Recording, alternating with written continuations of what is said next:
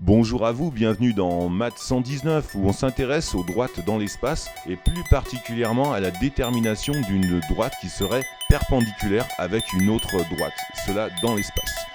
Donc c'est parti, ici on a une droite D1 dont l'équation paramétrique est donnée par x est égal à 1 plus 3k, y égale à 2 plus 10k et z égale à 3 plus k, où k est un nombre réel quelconque qui va permettre de définir l'ensemble des points x, y, z de cette droite D1. Donc l'objectif ici dans cette question est de déterminer l'équation d'une droite D2 qui est perpendiculaire à D1 et qui passe par un point qu'on a imposé ici dans l'énoncé de coordonnées 5, 7 et 20.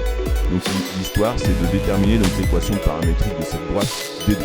Donc vous savez que pour déterminer intégralement sans ambiguïté l'équation paramétrique d'une droite dans l'espace, vous devez avoir deux choses. Vous devez connaître un point de cette droite, ici par exemple pour D1 c'est le point 1, 2, 3, et avoir connaissance de son vecteur directeur. Ici c'est le vecteur 3, 10, 1. Il existe une infinité de vecteurs directeurs comme une infinité de points, mais vous devez avoir ces deux informations pour être certain de déterminer l'équation paramétrique de la droite D1. Donc dans ce cas-là, ici, on a déjà un point D2, parce qu'on nous dit que D2 passe par le point 5, 7, 1. Donc finalement, il nous suffit maintenant de trouver les composantes du vecteur directeur I2 de cette droite D2.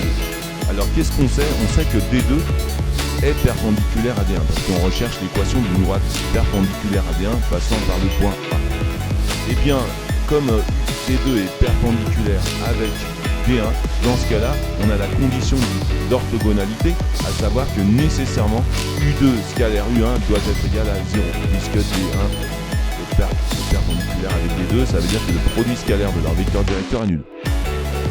Alors ici, on n'a que cette contrainte, dans ce cas-là, on va avoir quelques variables libres pour le vecteur directeur U2. Alors on va poser comme composante de U2 les valeurs A, B et C qui sont des réels qu'il va nous falloir déterminer. Donc du coup, cette équation vectorielle implique que le produit scalaire de A, B, C scalaire 3, 10, 1, qui est le vecteur directeur U1, doit être égal à 0. Et bien ensuite, on fait simplement la multiplication, puisqu'on est dans un espace euclidien, a priori orthonormé, donc on a 3A plus 10B plus 1 fois C est égal à 0. On fait le produit scalaire composante par composante. Je rappelle que I scalaire J et I scalaire K, etc. égale à 0. On obtient donc cette équation. Vous voyez qu'on a une seule équation pour 3 paramètres de libre. Donc on a plus de paramètres, de variables libres que d'équations. Donc ici on va choisir de façon arbitraire des valeurs de A et de B par exemple. Donc je vais poser A égale 1, B égale 1. J'aurais pu choisir aussi A égale 45 et B égale 72, C égale 22 ou B égale moins 43 et déterminer A. Ici je vais au simple. Je donne A égale 1, B égale 1. Dans ce cas-là, ça va m'imposer une valeur de C, cette fois, dans cette équation, où je trouve que C égale à moins 13. Donc, pour A égale 1, B égale 1, j'obtiens que C égale à moins 13. J'obtiens donc un vecteur directeur de D2, à savoir le vecteur de composante 1, 1 et moins 13. Maintenant, comme je sais que le point A appartient à ma droite D2, j'en déduis l'équation paramétrique de ma droite D2, de coordonnées de valeur, x égale 5 plus 1 fois k',